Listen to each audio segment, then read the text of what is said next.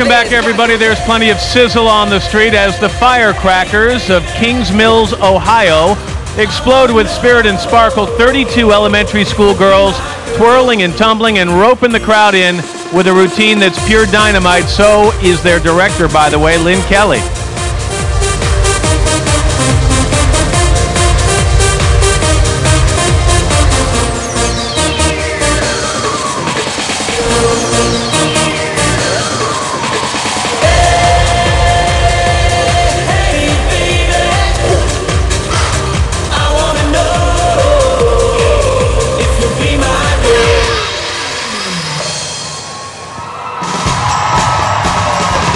And joining us in the booth, that firecracker of a forecaster, our uptown guy, Albert.